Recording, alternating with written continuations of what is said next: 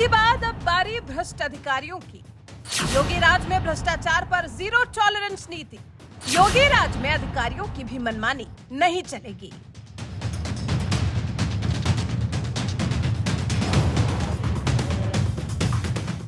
माफियाओं, अपराधियों, गुंडई दिखाने वालों का यूपी के सीएम योगी आदित्यनाथ ने क्या हश्र किया है वो हर कोई जानता है। कोई सलाखों के पीछे है तो कोई जहन्नुम पहुंच चुका है, तो कई ऐसे हैं जो गले में तख्ती टांगे दया की भीख मांगते नजर आए हैं।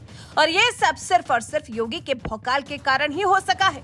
न योगी सख्ती दिखाते और न ही प्रदेश के अपराधियों पर काबू पा पाते, लेकिन योगी सरकार ने तो एक झटके में ही जैसे अपराधियों की सभी हसरतों को मिट्टी में मिला दिया और संदेश दे दिया कि अगर यूपी में रहना है तो तरीके में रहना होगा, सीएम योगी की शर्तों पर रहना होगा। सीएम योगी की इसी सख्ती का असर प्रदेश पर साफ देखने को मिलता है। और अचंभे की बात तो यह है कि सीएम योगी का शासन न सिर्फ देश भर के अन्य राज्यों के लिए बल्कि दूसरे देशों के लिए भी प्रेरणा का स्रोत बनता जा रहा है। लेकिन अब अपराधियों की लगाम तो योगी अपने हाथ में ले चुके हैं। अब बारी फिर भ्रष्ट अधिकारियों की भी तो आनी ही थी। भ्रष्ट अधिकारी इसलिए क्योंकि जिस अधिकारी ने बस अपनी तनख्वाह में बस अपनी रोजी रोटी चलाई है, उसी में से बचाकर जो घर द्वार बना लिया वो ठीक, लेकिन जिन अधिकारियों की हवेली ठन्ना रही है उन पर सीएम योगी को शक है। उनकी नीयत पर सीएम योगी को भरोसा नहीं है और इसीलिए ही सीएम योगी आदित्यनाथ ने अधिकारियों के नाम पर एक नया फरमान जारी कर दिया है। अपनी जीरो टॉलरेंस की नीति पर चलते हुए अधिकारियों पर एक्शन लेने के लिए सीएम योगी ने अपना पहला कदम बढ़ा दिया है। यूपी की योगी सरकार ने अधिकारियों से उनकी संपत्ति का ब्यौरा मांग लिया है और इसके लिए 31 दिसंबर तक का वक्त दिया गया है।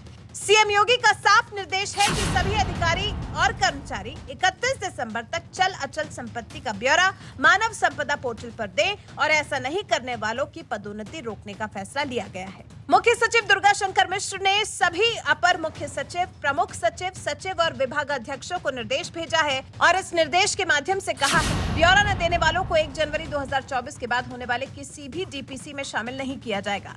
निर्देश में साफ कहा गया है कि ये प्रोन्नति कर्मचारियों और अधिकारियों को तब तक नहीं मिलेगी जब तक उनके द्वारा जानकारी नहीं दी जाएगी।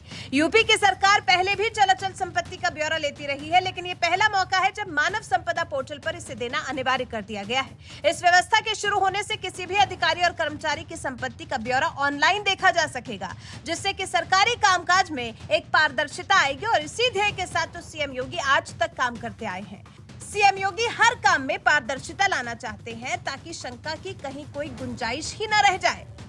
आपकी जानकारी के लिए बता दें कि आईएएस और पीसीएस अफसरों को हर साल संपत्ति का ब्यौरा देना होता है, लेकिन पिछले कई साल से कर्मचारियों का ब्यौरा हर साल लिया जाने लगा है।